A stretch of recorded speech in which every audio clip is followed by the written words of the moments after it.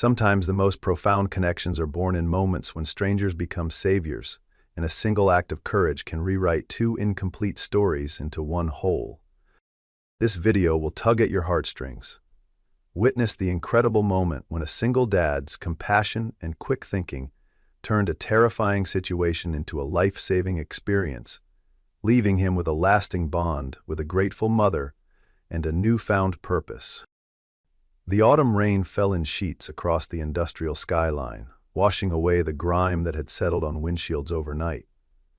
It was the kind of rain that made metal sing, and inside his weathered garage, Caleb Monroe could hear it drumming against the corrugated roof like distant applause. His hands, calloused and permanently stained with engine grease, worked methodically on the transmission of a 1998 Chevy. There was a certainty in fixing engines that Caleb found comforting. Problems had solutions, broken parts could be replaced, and, with enough patience, anything mechanical could be made whole again. People were different, people stayed broken. At 38, Caleb's face carried the quiet dignity of someone who had seen enough of life to respect its unpredictability. The fine lines around his eyes deepened when he smiled, which wasn't often these days. Not since Sarah. 5 years had passed since the medical error that took his wife. A routine procedure, they'd said. A complication no one could have foreseen. Except Caleb, with his military medical training, had known better. Palin had met his marrier in his... He'd recognized the symptoms too late, had rushed her to the hospital where professional courtesy and bureaucracy had cost precious minutes. Minutes that might have saved her. "Dad?" The small voice pulled him from the familiar spiral of his thoughts. "Ms. Jenkins says I need this permission slip signed by tomorrow." Josie stood in the doorway, 7 years old and already so much like her mother. The same determined chin, the same intelligent eyes that seemed to absorb everything. She held out a crumpled piece of paper, her backpack still slung over one shoulder. "Let me just clean up," Caleb said, wiping his hands on a rag that had once been white. It was Thursday, which meant they'd have to take the subway downtown for Josie's weekly checkup. The diabetes that had appeared in his daughter just months after her mother's death felt like life's cruelest joke. As if taking Sarah wasn't enough, now he had to watch their daughter navigate a lifelong condition. The clock on the wall, perpetually 5 minutes slow, showed 4:30. If they hurried, they could make the 5:15 train, be at the doctor's by 6, and maybe grab dinner at that diner Josie liked before heading home. Routine was their anchor now. "How was school?" Caleb asked as he locked up the garage. Monroe Auto Repair wasn't much, but it was his, and it allowed him the flexibility to be there for Josie when she needed him. "We learned about the heart today," Josie said, skipping ahead of him. "Did you know it beats more than 100,000 times a day?"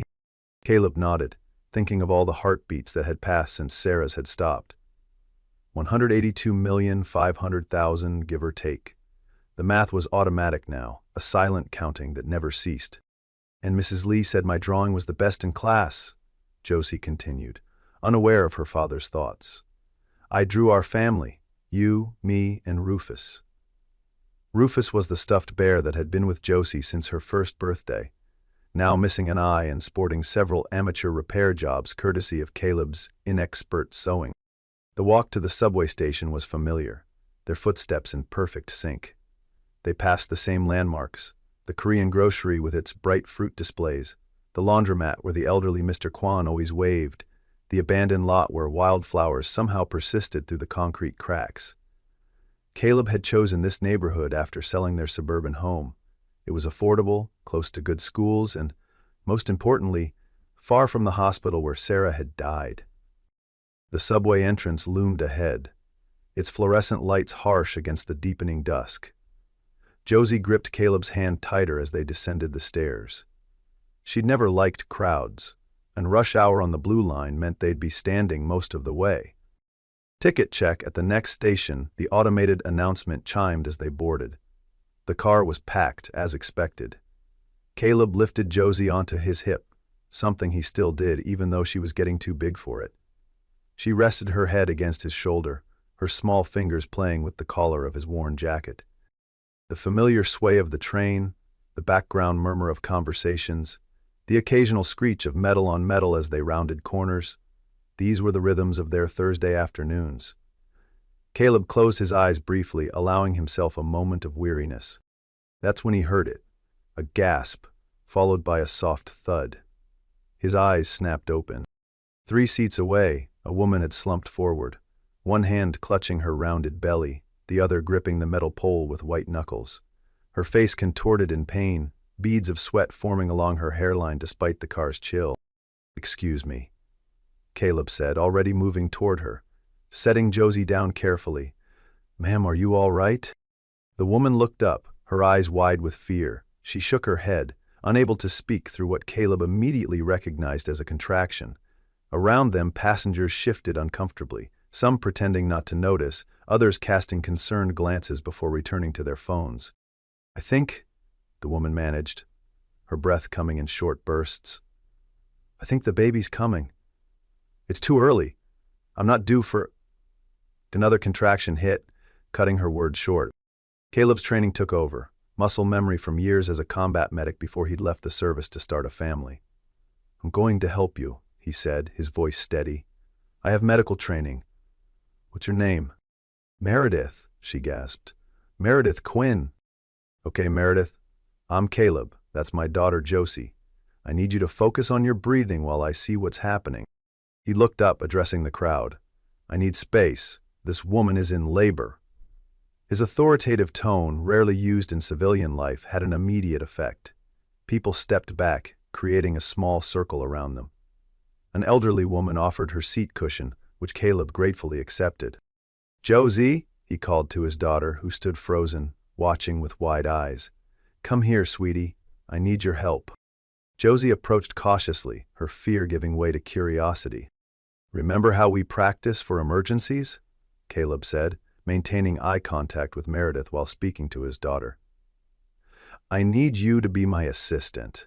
Can you hold the lady's hand and tell her to breathe like we do in our counting game?" Josie nodded solemnly, taking Meredith's trembling hand in both of hers. "You have to breathe in for 4 counts, then out for 4, she instructed, her childish voice somehow soothing in the chaos. "Like this, see? 1, 2, 3, 4. Caleb quickly assessed the situation.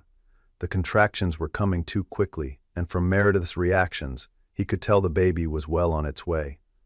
The train lurched to a stop, and he made a split-second decision. "Conductor," he called out, "we need medical assistance, woman in labor." But the doors closed, and the train resumed its journey. The next stop was 7 minutes away. "The baby's not waiting," Meredith whispered, her face pale. "I can feel it." Caleb removed his jacket, spreading it on the floor. "I'm going to help you lie down," he said, his hands gentle but firm as he guided her. "Josie, keep holding her hand. That's my brave girl." A businessman reluctantly offered his briefcase as a pillow. A college student handed over an unopened bottle of water. A nurse, coming off a 12-hour shift, pushed through the crowd to kneel beside Caleb. "Labor and delivery, 5 years," she said by way of introduction. "What can I do?" "Help me keep her calm and monitor contractions," Caleb replied, grateful for the reinforcement. "The baby's crowning." Time seemed to compress in the swaying car. Meredith's cries mingled with the train's rhythmic clacking. Josie counted breaths steadily, her small face a picture of concentration. Caleb's world narrowed to the task at hand. Gentle encouragement, careful guidance, hands steadied despite the train's motion. "A more push," he urged, as the train began to slow for the next station. "You're doing great, Meredith. One more." With a final, powerful effort, Meredith pushed, and in that moment a new life entered the world. Messy, loud, and perfect. A boy, his angry cries filling the subway car as Caleb quickly wiped his face and wrapped him in a clean shirt offered by another passenger. "You have a son," Caleb said, placing the tiny bundle on Meredith's chest just as the doors opened at Park Street Station. The waiting paramedics rushed in, taking over with practiced efficiency. As they prepared to transfer Meredith and her newborn to a stretcher, she caught Caleb's hand. "Your name," she said, her voice weak but insistent. "Please, I need to thank you properly." But the paramedics were already moving, the crowd was shifting, and Josie was tugging at his hand, concerned about being late for her appointment. The moment slipped away. "It's okay," Caleb said, though Meredith likely couldn't hear him anymore. "You take care of that boy." As the crowd dispersed, conversations buzzing with excitement over the unexpected drama, Caleb noticed his khaki handkerchief had fallen beside where Meredith had lain. It was stained now, but the embroidered C. Monroe in the corner remained visible, a small piece of himself left behind with the woman whose life had briefly intersected with his. "There, Dad," Josie's voice pulled him back to the present. "Are we still going to the doctor?" Caleb nodded, guiding her through the station, his mind still processing what had just happened. Neither of them noticed the news crew arriving, alerted by tweets about the subway birth. Neither of them heard the whispers that the woman was Dr. Meredith Quinn, the renowned neurosurgeon whose groundbreaking work on pediatric brain trauma had been featured in medical journals around the world.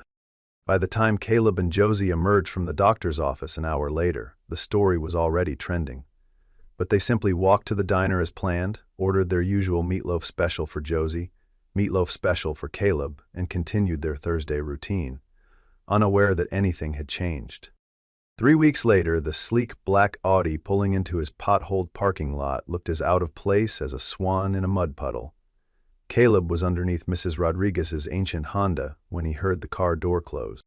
"Excuse me," a woman's voice called. "I'm looking for C. Monroe." Caleb slid out from under the car, wiping his hands on his coveralls before looking up. Recognition hit him immediately. The woman from the subway. Though now she looked completely different. Her hair was neatly styled, her coat expensive, her bearing confident. In her arms was a small bundle wrapped in a blue blanket. "You're a hard man to find," she said, a smile softening her professional demeanor. "The handkerchief only gave me a last name, and there are quite a few Monroes in the city." "You found me," he said simply. "I did, with some help from security camera footage and a very determined assistant." She shifted the bundle in her arms. "I wanted to thank you properly. And I wanted you to meet Benjamin. Benji. That's what I've been calling him." She stepped forward, tilting the blanket so Caleb could see the sleeping infant's face. Something tightened in Caleb's chest. That instinctive response to new life, to potential, to beginnings. "Is beautiful," Caleb said. "Healthy?" "Perfect. 5 pounds 7 ounces, small but fighting." She looked at Caleb with an intensity that made him uncomfortable. "You knew exactly what to do. Were you a doctor before?" She gestured at the garage. "Combat medic. 2 tours. Nothing as miraculous as bringing life into the world. Mostly the opposite." He paused. "But we had training for everything." "Dr. Meredith Quinn," she said, extending her free hand. "Neurosurgery at Boston Memorial." The name registered faintly. He'd seen it perhaps in a newspaper, heard it mentioned on local news. A doctor, of course. "Caleb Monroe," he replied, gesturing at his grease-stained hands apologetically, rather than taking hers. "Just Caleb is fine." "Would you like to come in? It's not much, but it's warm." Caleb gestured toward the small office attached to the garage. "I can make coffee." Meredith nodded, following him into the cramped space that served as both office and break room. Photos of Josie at various ages were taped haphazardly to the wall. Josie on her first bike, Josie losing her front tooth, Josie holding up a science fair ribbon. "Getting better," she said. "Your daughter?" Meredith asked, nodding toward the photos as she settled carefully onto the couch, adjusting Benji in her arms. "Josie, she's 7. Caleb busied himself with the coffee maker. "She was amazing that day on the subway. Usually shy around strangers, but she stepped right up." "She was incredible," Meredith agreed, "counting breaths with me when I thought I might pass out from the pain." She looked down at Benji. "I keep thinking about what might have happened if you two hadn't been there." Caleb shrugged, uncomfortable with gratitude. "Someone would have helped." "No," Meredith said firmly. "You didn't see what I saw. People backed away, looked at their phones, pretended it wasn't happening." Her voice took on an edge. "I've worked in emergency medicine. I know how people freeze. You didn't. The coffee maker gurgled, filling the silence with its familiar sound. Caleb poured 2 mugs, handed one to Meredith, then sat in the desk chair across from her. "Why a mechanic?" she asked suddenly. "With your medical training?" "It's complicated." Caleb sipped his coffee, his eyes drifting to a photo not displayed on the wall, the one in his desk drawer of Sarah, laughing in the summer sun, unaware of the blood clot forming that would take her 6 weeks later. I lost my wife. Medical error. After that, I couldn't. Understanding dawned in Meredith's eyes. I'm sorry, she said. And unlike the many condolences he'd received over the years, hers seemed to carry the weight of someone who understood professional failure, who had perhaps witnessed similar tragedies from the other side. It was a long time ago, Caleb replied, though they both knew 5 years wasn't long at all. Benji stirred in his mother's arms, tiny fists waving. His eyes opened, that unfocused newborn gaze trying to make sense of shapes and light. Well, has your eyes, Caleb observed. And hopefully his father's common sense, Meredith said with a wry smile that didn't quite reach her eyes. Though given that Michael decided fatherhood wasn't for him 2 months into my pregnancy, that may be too much to hope for. The statement hung in the air, neither an invitation for sympathy nor a bid for connection, simply a fact shared between 2 adults who had both weathered abandonment in different forms. His loss, Caleb said finally. Meredith looked up, surprised by the simple statement. Then she laughed, a genuine sound that seemed to surprise her as much as it did Caleb. Yes, she agreed. His loss entirely. The tension in the small office eased.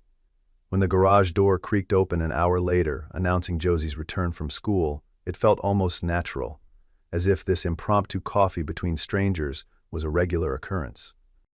"Dad?" Josie called, her footsteps light on the concrete floor. "Mrs. Kwan gave me almond cookies again. She says I'm still too—" She stopped short in the office doorway, her eyes widening at the sight of Meredith and the baby. "Josie," Caleb said, "this is Dr. Quinn and her son Benji, from the subway." Recognition transformed Josie's face. "The subway baby," she exclaimed, approaching cautiously. "He's so tiny."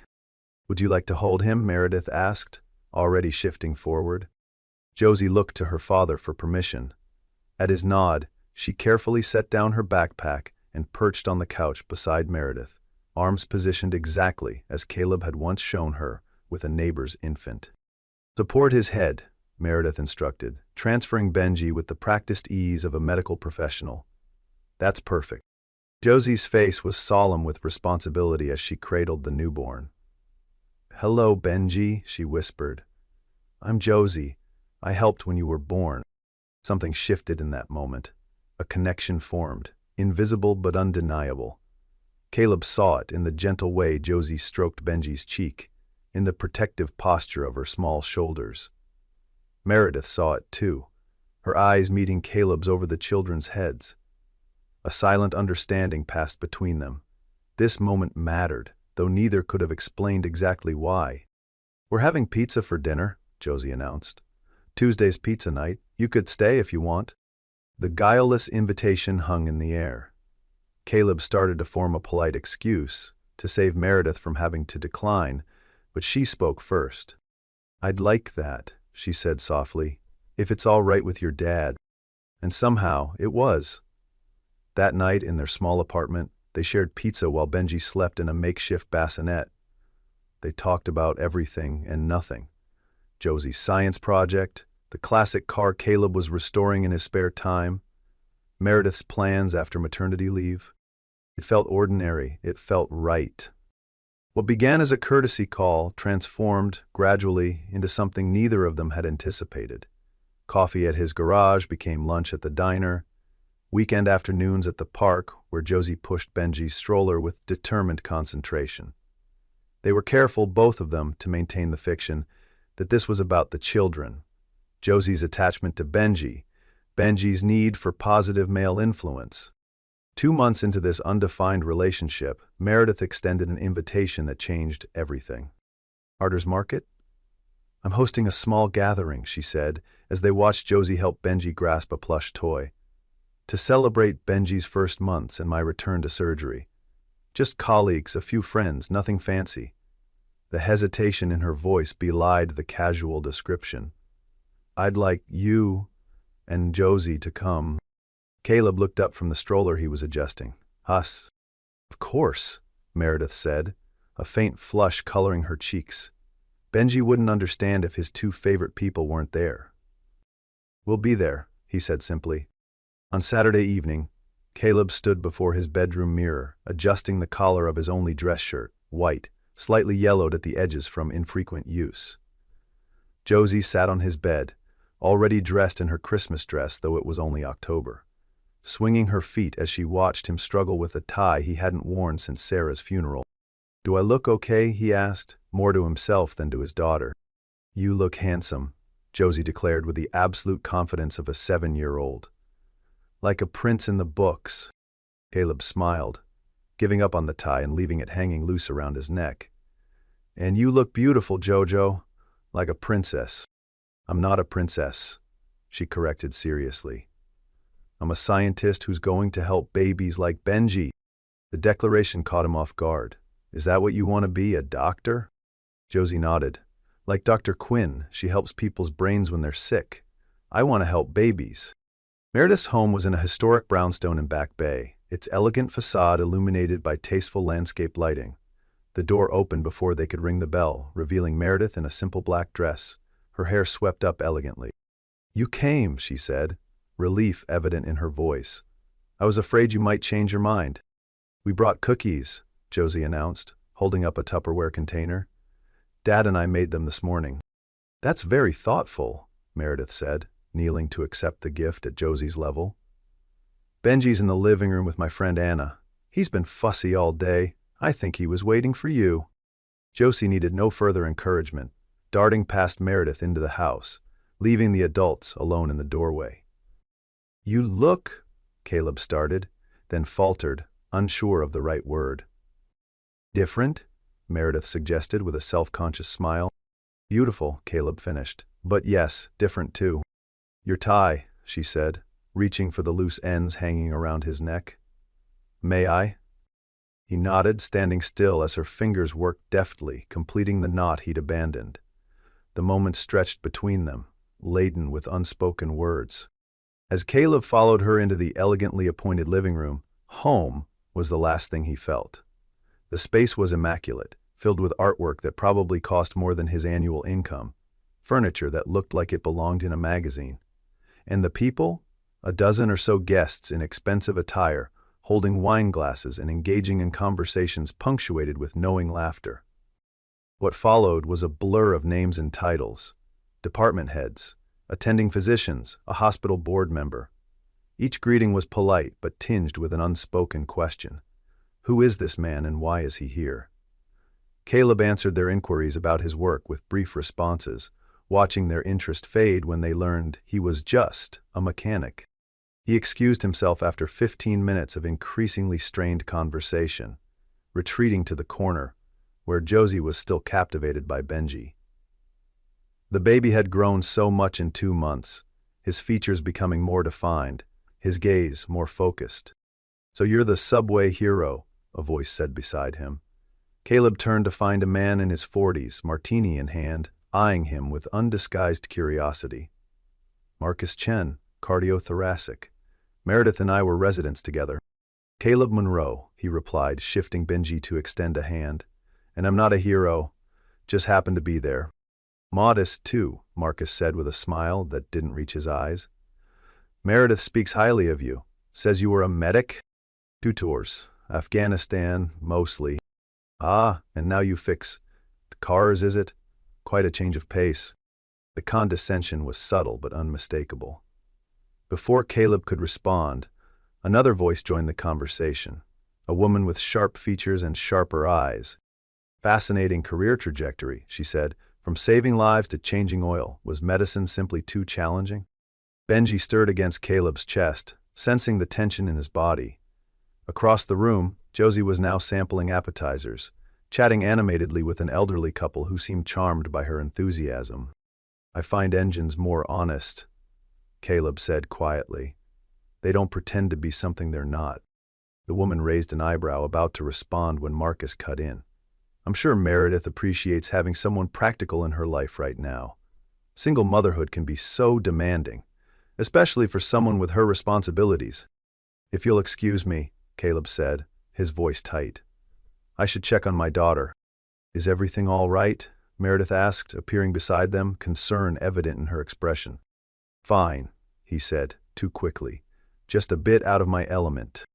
Understanding dawned in her eyes. "Marcus and Stephanie?" she said. "Not a question. I should have warned you about them. They're brilliant surgeons but terrible human beings." Despite himself, Caleb smiled at her candor.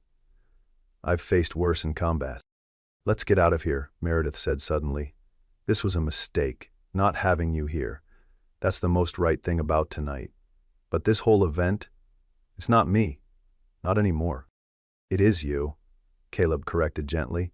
"Part of you, the distinguished Dr. Quinn, pioneering neurosurgeon. That's real. So is the woman who sits on your garage couch drinking coffee from a chipped mug," she countered. "The woman who's learned to change diapers one-handed while eating cold pizza. The difference is," Caleb said, "that woman seems happy." The moment stretched between them, both aware of a threshold they were approaching. Then from inside came the sound of a baby's cry, breaking the spell. One Tuesday afternoon 2 months later, Josie had an episode at school. Her blood sugar dropped during gym class, and she was rushed to Boston Children's Hospital. By chance, Meredith was consulting there when the ambulance arrived. Caleb burst into the emergency department, wild-eyed and desperate. "My daughter, Josie Monroe. They brought her in by ambulance." "Mr. Monroe," a firm voice cut through his panic.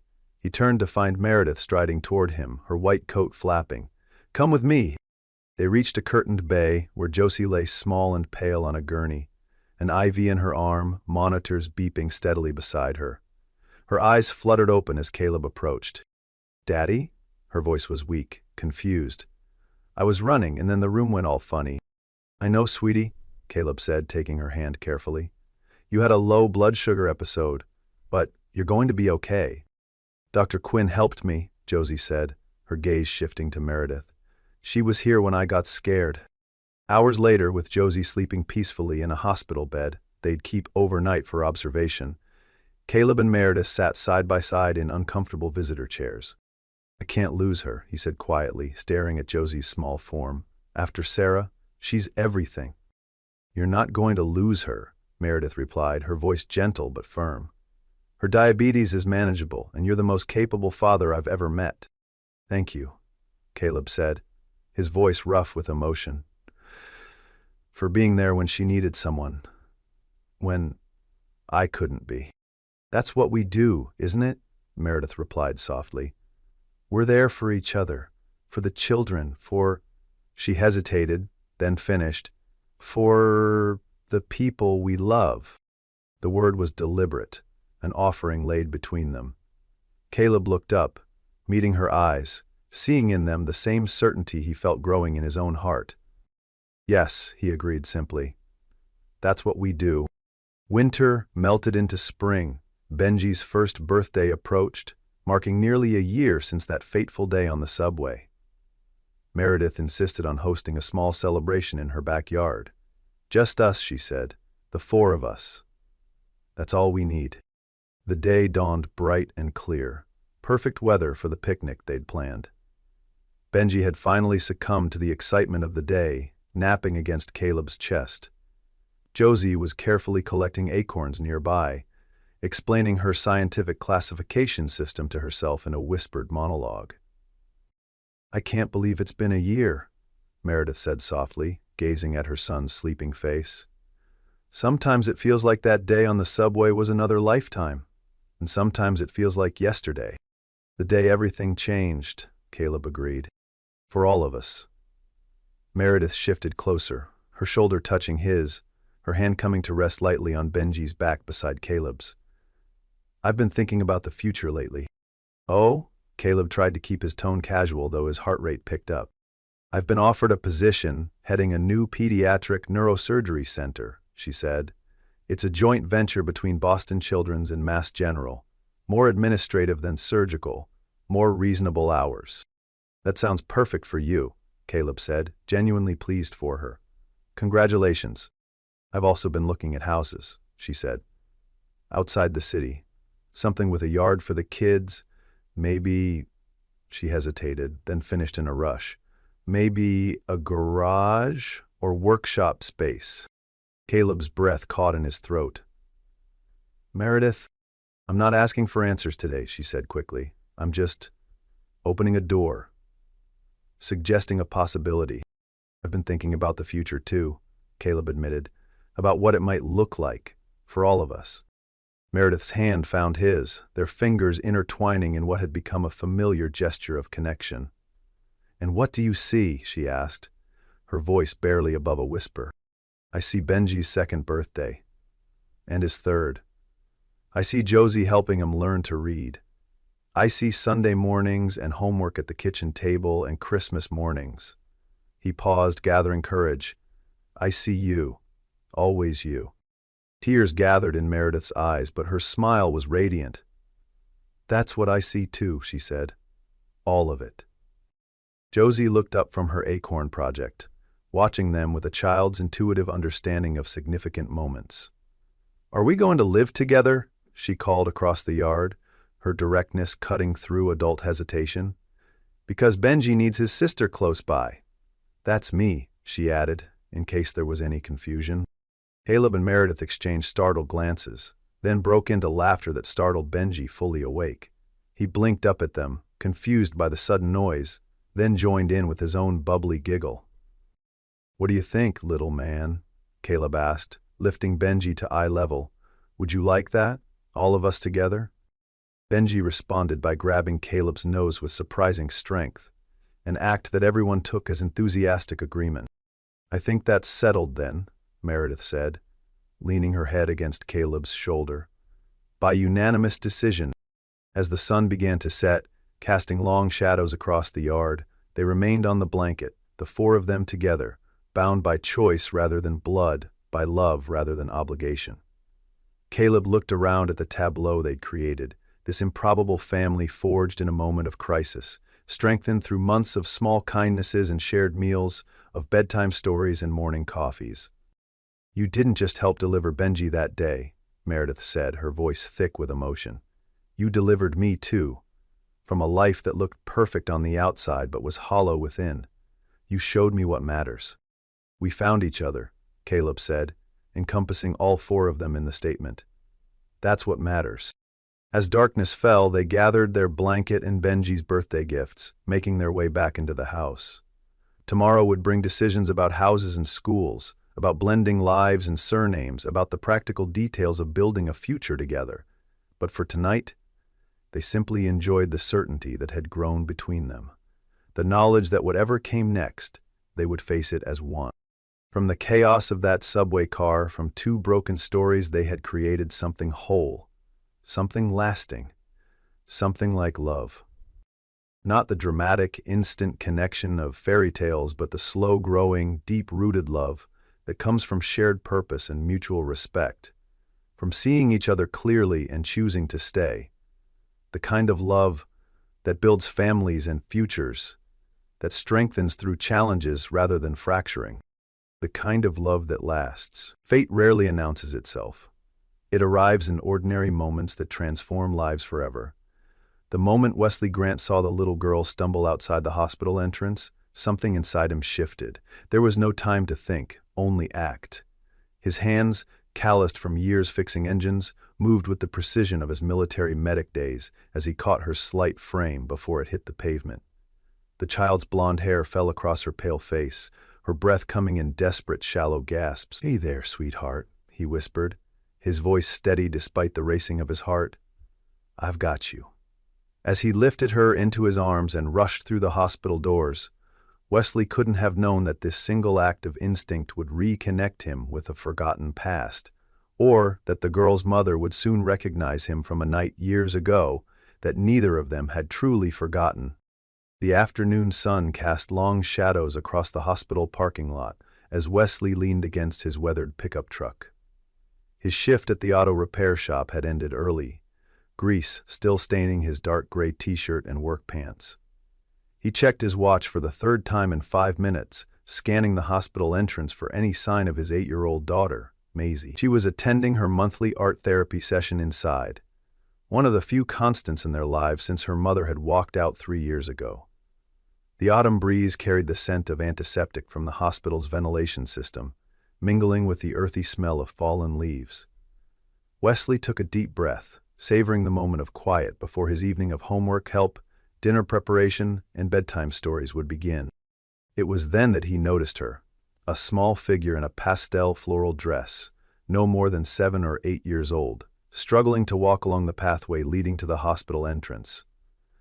Something about her movements caught his attention.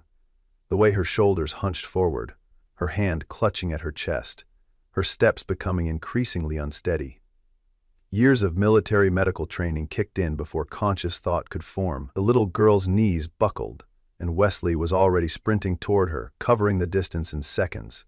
He reached her just as she began to collapse, catching her gently before she hit the ground. Her skin felt cool and clammy against his arms, her breathing rapid and labored. The small backpack she carried slipped from her shoulder, landing beside them on the concrete. "Hey, sweetie, can you hear me?" Wesley asked, his voice calm despite the urgency of the situation. The girl's eyelids fluttered, but she couldn't seem to focus. Wesley immediately recognized the signs of respiratory distress. Without hesitation, he scooped her into his arms and rushed toward the emergency entrance, calling out as he pushed through the sliding doors. "I need help here, child in respiratory distress." The hospital staff responded instantly, a nurse directing him to a treatment room while another grabbed an oxygen mask. Wesley placed the girl gently on the gurney, explaining what he had observed. She collapsed outside. Breathing is shallow and rapid, possible asthma attack. No ID on her that I could see. As medical professionals swarmed around the small patient, Wesley stepped back, his heart still pounding in his chest. He hadn't even had time to text Maisie that he would be late meeting her. Pulling out his phone, he quickly sent a message, telling her to wait in the lobby where they usually met. His daughter would understand. She always did. Too much understanding for a child her age, he sometimes thought. Sometimes her frights ate at her sense, and sometimes the way she said good things turned evil. As he watched the doctors work on the little girl, he wondered who she belonged to, why she had been alone. Was there a frantic parent somewhere nearby, unaware that their daughter was fighting for breath? He couldn't leave, not until he knew she would be all right. The emergency room doors burst open, and a woman rushed in, her heels clicking rapidly against the linoleum floor. Even in her obvious distress, she commanded attention. Tall, elegant, dressed in an impeccable white blazer and trousers that stood out starkly against the muted colors of the hospital. Her blonde hair was pulled back in a tight bun, but a few strands had escaped, softening the sharp angles of her face. "Clara," she called out, her voice controlled but edged with panic. "My daughter was walking to her piano lesson. Someone called and said she was brought here." Wesley watched as a nurse directed the woman toward the treatment room, where the little girl, Clara, was being attended to. There was something familiar about her, though he couldn't place it. Perhaps he had seen her picture in the local paper, or maybe she reminded him of someone from his past. It wasn't until she turned slightly, her profile catching the fluorescent light, that recognition dawned. The Vivian Black, the CEO of the healthcare group that owned this very hospital. Her face occasionally appeared on the local news when the hospital announced new initiatives or expansions.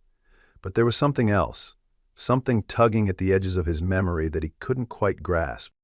Their eyes met briefly across the busy emergency room, and for a moment, Wesley thought he saw a flicker of recognition in her gaze as well, but it vanished as quickly as it had appeared, replaced by the immediate concern for her daughter.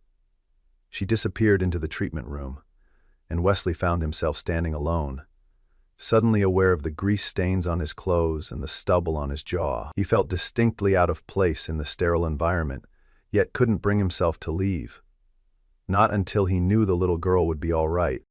20 minutes later, Maisie found him still waiting in the emergency room. His daughter's curly hair bounced as she approached, her pink hoodie a splash of color against the drab hospital walls. "Dad? What happened? You look worried."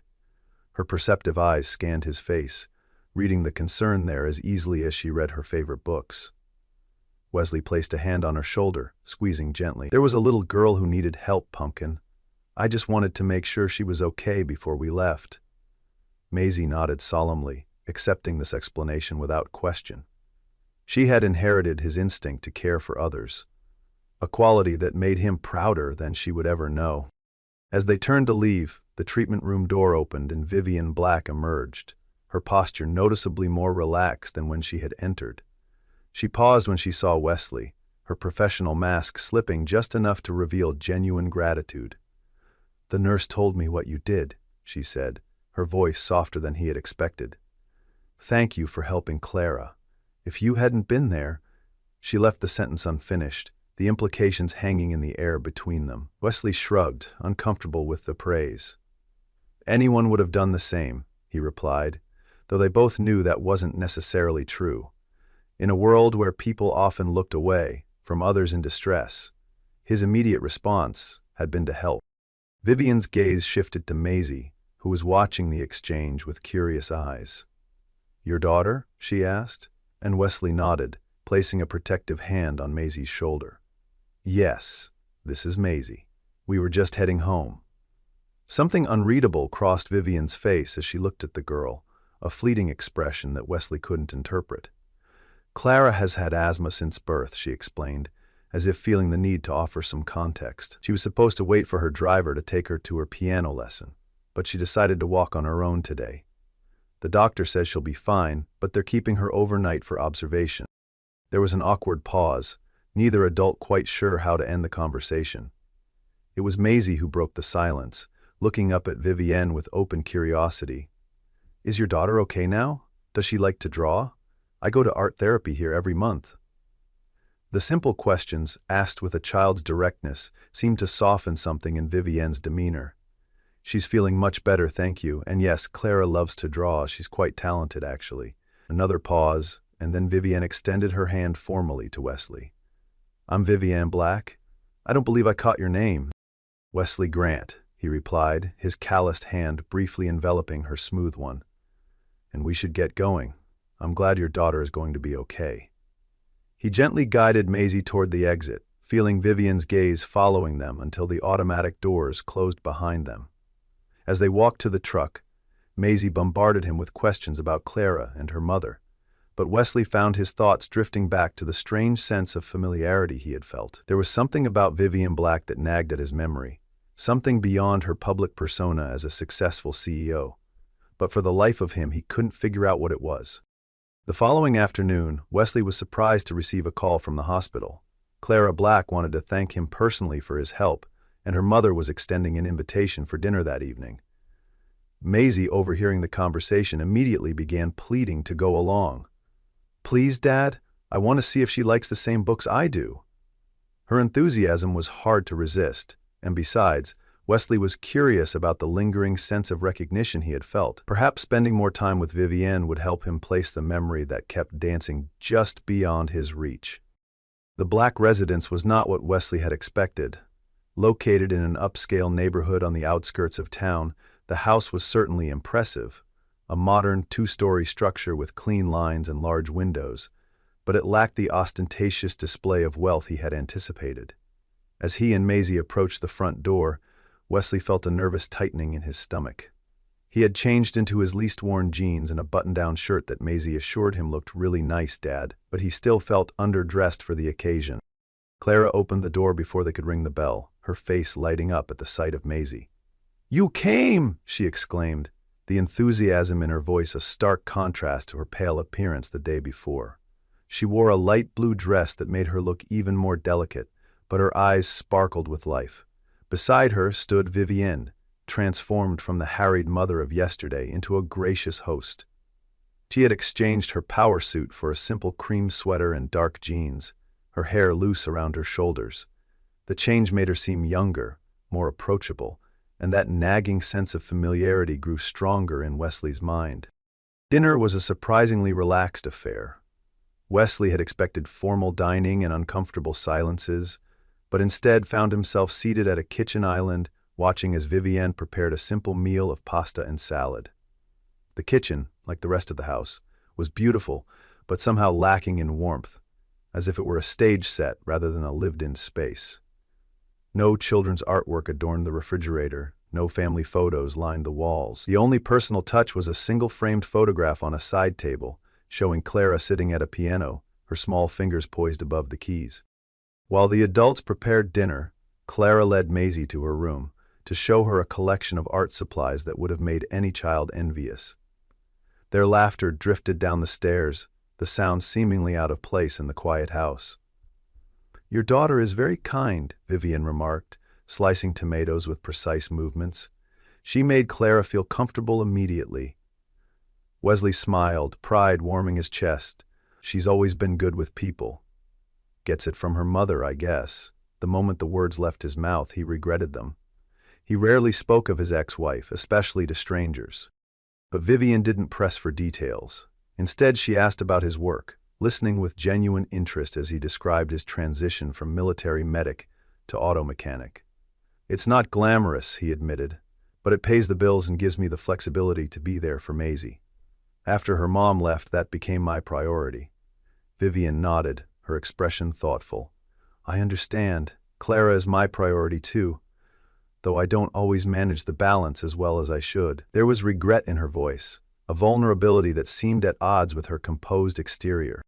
As they sat down to eat, the girls chattering excitedly about a shared interest in astronomy, Wesley found himself studying Vivian when she wasn't looking. The way she tucked her hair behind her ear, the slight furrow between her brows when she concentrated. These gestures triggered something in his memory, like an echo from a distant canyon. It wasn't until she mentioned her humanitarian work that the pieces began to fall into place. "Before I joined the healthcare group, I spent some time with Doctors Without Borders in East Africa," she said, responding to a question about her career path. The words hit Wesley like a physical blow. East Africa. 7 years ago, he had been there too, serving as a medic with a military humanitarian mission. The memories came flooding back. A makeshift medical camp, the relentless heat, the desperate need that surrounded them. And there had been a young doctor, blonde hair always pulled back in a practical ponytail, who worked tirelessly alongside them for several weeks. He had admired her dedication, her quiet competence in the face of overwhelming challenges, and then, one night, "You were there," he said quietly, the realization dawning in his eyes. "In Sudan, at the refugee camp outside Khartoum." Vivian's hand froze midway to her glass, her eyes widening slightly. "You were a military medic," she replied, her voice barely above a whisper. "Staff Sergeant Grant, I remember now." The kitchen fell silent, the children's chatter suddenly distant background noise as the adults stared at each other across the table, shared memories unspooling between them like an invisible thread. They had shared one night together, a brief connection in the midst of chaos and suffering. Neither had expected anything more. Both understood the transient nature of their presence in that place, the unlikelihood of their paths ever crossing again. The next morning, Wesley's unit had been unexpectedly reassigned, and he had left without a proper goodbye. In the years that followed, the memory had faded, buried beneath the layers of his subsequent life, his marriage, fatherhood, divorce, the daily struggle to rebuild a life centered around his daughter. The meal continued, conversation turning to safer topics, but an undercurrent of tension now flowed beneath the surface. After dinner, when the girls disappeared upstairs again, Wesley found himself drawn to the framed photographs on the living room wall. Most were of Clara at various ages, as a newborn taking her first steps, sitting at a piano.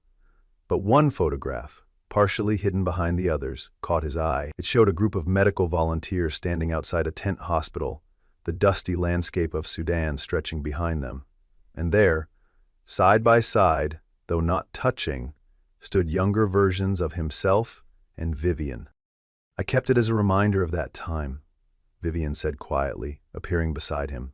"It was formative for me, in more ways than one." There was weight to her words, a significance that made Wesley turn to look at her directly. The question must have been evident in his expression, because she continued, her voice steady despite the emotion behind it. "After that night, after you left, I discovered I was pregnant. Clara was born 7 months later." The revelation hit him with the force of a physical blow. Wesley staggered slightly, his hand reaching out to steady himself against the wall. Clara was his daughter, his child, a daughter he had never known existed. His mind raced through calculations. The timing was right. Clara was 7. It had been just over 8 years since his deployment to Sudan. "Why didn't you try to find me?" he asked, his voice hoarse with emotion. Vivian's laugh held no humor, only a tired resignation. "With what information?" "I knew your first name, your rank, and that you were from somewhere in the Midwest. You were gone before I even knew I was pregnant. By the time I realized, your unit had been deployed elsewhere, and all my inquiries hit dead ends." She gestured toward the photograph. "This was the only tangible proof I had that you even existed, that you weren't just someone I had invented in the middle of that chaos." Wesley felt as though the room were spinning around him. A daughter. He had another daughter, and she had been right there in front of him, her small body cradled in his arms as he carried her into the emergency room. Had some part of him sensed the connection? Was that why he had been unable to leave until he knew she would be all right? "Does she know?" he asked, the question barely audible. Vivian shook her head.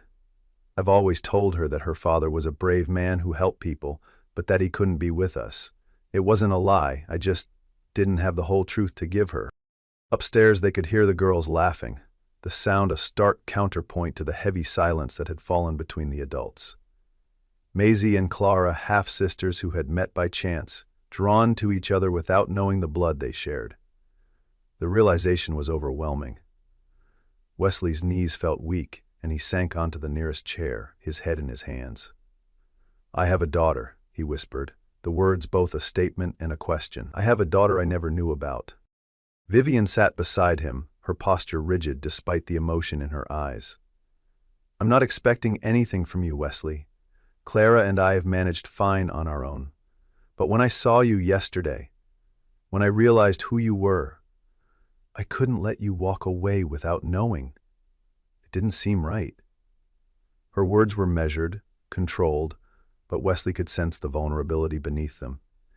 She had built a life for herself and Clara, a successful one by any measure. His sudden appearance threatened the careful equilibrium she had maintained. "I would never have, if I had known." Wesley struggled to find the words, emotions tumbling over each other, anger at not being told, grief for the years lost, fear of what this meant for his life with Maisie, and beneath it all, a strange growing sense of wonder. Another daughter, a child who carried his blood, his genes, a piece of himself in the world that he hadn't known existed. "I want to be part of her life," he said finally, the words emerging with certainty despite the chaos of his thoughts. "I don't know how or what that looks like, but I can't just walk away now that I know." Vivian nodded slowly, as if she had expected this response. "We'll need to be careful. Clara is sensitive, and there's Maisie to consider as well. This affects her too." The mention of his daughter, his first daughter, the one he had raised from birth, brought Wesley back to the present reality. How would Maisie feel about sharing him? About suddenly having a half-sister? The situation was complicated, fraught with potential for hurt feelings and confusion. As if summoned by their thoughts, the girls appeared at the bottom of the stairs, Clara holding a drawing they had created together. "Look, Mom. Maisie helped me draw a constellation map for my science project." The joy in her voice, the unconscious trust in her expression as she looked at her mother, made Wesley's heart ache. This child, his child, had grown up without him, had taken her first steps, spoken her first words, faced her first challenges, all without his presence or knowledge. The loss felt tangible, a physical pain in his chest. The evening ended with promises to meet again, careful words exchanged between the adults while the girls made plans for future playdates with the easy adaptability of childhood. As Wesley drove home, Maisie chattering excitedly beside him about her new friend, he felt as though his life had split into a before and after. Before, a single father doing his best to raise his daughter alone, finding his way day by day. After, a man with 2 children, one who knew him as her beloved father and one who was a stranger to him, connected by blood but separated by years of absence.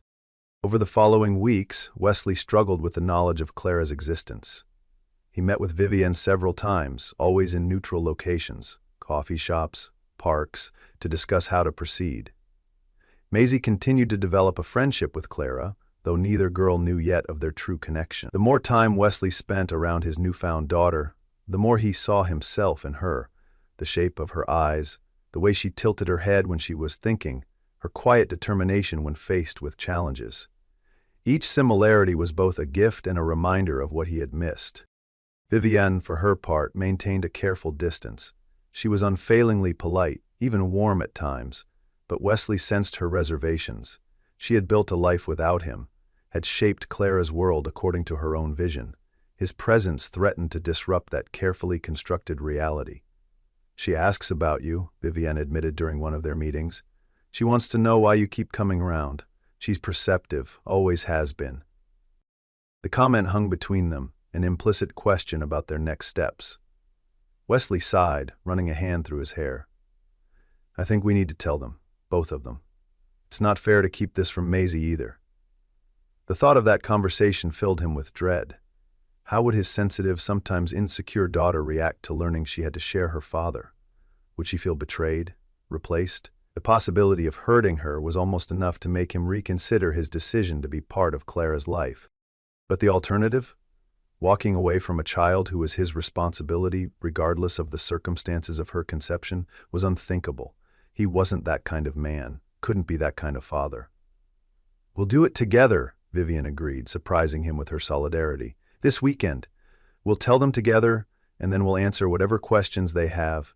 As a united front." The phrase stirred something in Wesley's chest, a longing for connection, for partnership in the often lonely journey of parenthood. The day of revelation arrived with clear skies and mild temperatures, a beautiful autumn day that belied the emotional storm brewing. They gathered in Vivienne's backyard, the girls playing on a swing set while the adults prepared themselves for the conversation ahead. When Vivienne called them over, both children approached with curious expressions, sensing the importance of the moment. Wesley found himself studying Clara's face, seeing with new clarity the features she had inherited from him. The shape of her chin, the set of her shoulders. "We have something important to tell you both," Vivienne began, her voice steady despite the tension evident in her posture. "It's about how our families are connected." She looked to Wesley, inviting him to continue. He swallowed hard, searching for words that would make sense to an 8-year-old and a 7-year-old, words that would cause the least pain. "A long time ago, before either of you were born. Vivienne and L.V. Black. And I met while we were both helping people in Africa. I was a medic in the army, and she was a doctor." The girls listened attentively, though Maisie's brow furrowed in confusion. "What does that have to do with us?" she asked, always direct, always cutting to the heart of matters. Wesley took a deep breath, reaching for his daughter's hand. "Well, Pumpkin, it turns out that Clara is my daughter too, which means that two of you are sisters, half-sisters." The words hung in the air, momentous and irreversible. Clara's eyes widened, her gaze darting between the adults as if searching for confirmation. "You're my dad?" she asked Wesley, her voice small but steady. "The one who helps people?" Wesley nodded, emotion closing his throat. "Yes, I am. I just didn't know it until recently. If I had known, I would have been here for you, I promise." The sincerity in his voice seemed to reach her, and she nodded slowly, processing this new reality with remarkable composure for a child her age. Maisie's reaction was less accepting. She pulled her hand from Wesley's, her expression shuddering. "You're her dad too? Does that mean you're going to be with them now? Are you going to leave me like Mom did?" The fear in her voice broke Wesley's heart. He reached for her again, but she stepped back, crossing her arms protectively over her chest. "No, Maisie, never. You are my daughter, and nothing will ever change that. I'm not going anywhere. We're just expanding our family a little bit." The explanation did little to reassure her. Tears welled in her eyes, and she turned and ran back to the house, slamming the door behind her. Wesley moved to follow, but Vivienne placed a gentle hand on his arm. "Give her a minute," she advised softly. "This is a lot to process." She turned to Clara, who was watching the scene with solemn eyes. "How are you feeling, sweetheart? I know this is a big surprise." Clara's response was thoughtful, measured in a way that reminded Wesley of her mother. "I always wanted a dad," she said simply. "And I like Maisie, but I don't want her to be sad." The empathy in her voice, the concern for a girl she had just learned was her sister, touched something deep in Wesley's heart. This was his daughter, compassionate, thoughtful, brave in the face of change. Pride mingled with regret as he realized all he had missed in her early years. Inside the house, they found Maisie curled in a corner of the living room, her face buried in her knees. Wesley approached carefully, sitting beside her without touching her. "I know this is hard, Pumpkin, and it's okay to be upset or confused or angry. But I need you to know something important." He waited until she looked up, her eyes red-rimmed but dry now. "You are the best thing that ever happened to me. You are my heart walking around outside my body. Nothing, not Clara, not anything, will ever change that." Slowly, cautiously, Maisie uncurled herself. "Promise?" she whispered, and Wesley nodded, opening his arms. She crawled into his embrace, small and vulnerable and trusting despite her fears. Over her head, he met Vivienne's gaze. She stood in the doorway, Clara's hand in hers, watching the father-daughter reunion with an unreadable expression. This was just the beginning, Wesley knew. There would be more difficult conversations, more tears, more adjustments as they all learned to navigate this new, complex family dynamic. In the weeks that followed, they established a tentative routine. Clara and Maisie spent time together on weekends, sometimes at Wesley's modest home, sometimes at Vivienne's more elegant residence. The girls' relationship evolved in fits and starts, moments of sisterly camaraderie interspersed with flashes of jealousy and uncertainty. Maisie struggled with sharing her father's attention, while Clara sometimes seemed overwhelmed by the emotional intensity of her newfound family connection. Wesley and Vivienne maintained a careful distance from each other, their interactions focused solely on the children. Yet beneath the surface, an undeniable current flowed between them, a connection forged by shared responsibility, mutual respect, and the memory of a night long ago when, in the midst of suffering and hardship, they had found brief solace in each other's arms. Neither mentioned it, both too concerned with managing the present situation to explore what might exist between them. Then came the day that changed everything. Vivienne was in the middle of a critical board meeting when her phone rang. Clara's school, calling to report that her daughter was having a severe asthma attack. The school nurse had administered her emergency inhaler, but it wasn't helping.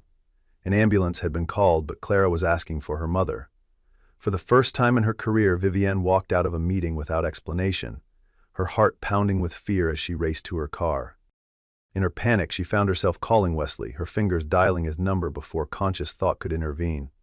He answered on the first ring, and something in her voice must have conveyed the urgency of the situation, because he didn't waste time with questions. "Where is she?" he asked, his voice calm and steady, a counterpoint to her rising fear. "I'll meet you there." The simple assurance, "I'll meet you there," acted like an anchor in the stormy sea of her anxiety. She wasn't alone in this. For the first time since Clara's birth, she wasn't carrying the weight of parenthood entirely on her own shoulders. Wesley arrived at the hospital before the ambulance, his experience as a medic granting him a composure that Vivienne envied as they waited together in the emergency room. When Clara was finally wheeled in, small and frighteningly still on the stretcher, both adults moved forward simultaneously, each reaching for one of her hands. "We're here, sweetheart," Vivienne whispered, tears finally breaking through her carefully maintained control. "Daddy and I are both here." The word, Daddy, slipped out naturally, without premeditation. Beside her, Wesley's breath caught, his fingers tightening around Clara's small hand. In that moment, as they stood together beside their daughter's hospital bed, something fundamental shifted between them. The careful boundaries they had established, the emotional distance they had maintained, dissolved in the face of their shared fear and love for the child they had created together. Later, when Clara was stable and sleeping peacefully, they sat side by side in the quiet hospital room, the beeping of monitors a rhythmic reassurance of their daughter's continued presence in the world. "Thank you for coming," Vivienne said softly, her usual composure fractured by exhaustion and relief. "I didn't know who else to call." Wesley nodded, understanding the magnitude of what she was admitting. Vivienne Black, who prided herself on self-sufficiency, on never needing anyone, had reached out to him in her moment of greatest vulnerability. "I'll always come when she needs me," he replied, his voice rough with emotion, "when either of you needs me." The words hung between them, an offer that extended beyond their shared responsibility for Clara. Vivienne looked at him then, really looked at him, seeing past the grease-stained clothes and calloused hands to the man beneath. Steady, reliable, kind in a way that couldn't be feigned or fabricated. "This time," she whispered, echoing words from years ago, from a night in a distant land. "Don't disappear." The months that followed saw a gradual transformation in their unconventional family arrangement. Wesley and Vivian still maintained separate households, but the boundaries between them became increasingly permeable. Sunday dinners became a tradition, alternating between homes. Holiday celebrations were shared. The girls, sensing the shift in the adults' relationship, began to adapt to their new normal with the resilience of childhood, their initial resistance giving way to acceptance, and eventually to joy in their expanded family. Clara's 8th birthday was celebrated in Wesley's backyard, a simple affair, with balloons tied to fence posts and a homemade cake that listed slightly to one side. Maisie had helped decorate, proudly showing her half-sister the streamers she had hung herself. Vivian, watching the girls together, felt a warmth in her chest that had nothing to do with the summer heat. "They're becoming real sisters," she remarked to Wesley, who stood beside her at the grill, flipping burgers with methodical precision. He nodded, his eyes following the girls as they chased each other around the yard, their laughter carrying on the warm air. Maisie asked if Clara could stay over sometimes, have a real sleepover. "I think she's finally understanding that this isn't temporary, that Clara isn't going anywhere." The relief in his voice was palpable. The past months had been hardest on Maisie, who had struggled with feelings of abandonment and jealousy. Her gradual acceptance of Clara as her sister represented a healing that all of them had hoped for, but hadn't dared to expect. As the sun began to set, casting long shadows across the yard, Wesley found himself standing next to Vivian, watching as the girls examined their star chart, pointing out constellations in the darkening sky. "I never imagined this," he admitted quietly. "After Maisie's mom left, I thought it would just be the two of us. I never thought I'd have this." He gestured vaguely, encompassing the yard, the girls, Vivian herself. "A family. Not like this, anyway." Vivian nodded, understanding. "I never imagined sharing Clara with anyone," she replied. "I was so used to making all the decisions, being everything she needed. It was lonely. I didn't realize how lonely until—" She trailed off, but Wesley understood. "Until you. Until us." The words didn't need to be spoken aloud. They had created something unexpected, the four of them. A family built not on conventional foundations, but on choice, on mutual respect, on the daily decision to show up for each other. As twilight deepened into night, stars appearing one by one in the velvet sky, Clara's birthday candles cast a warm glow over the gathered faces. Maisie stood beside her sister, helping her hold the knife as they cut the first slice of cake together. Wesley's arm found its way around Vivian's waist, a gesture that felt both new and familiar, like coming home to a place you've only visited in dreams. She leaned into him slightly, allowing herself to share the weight she had carried alone for so long.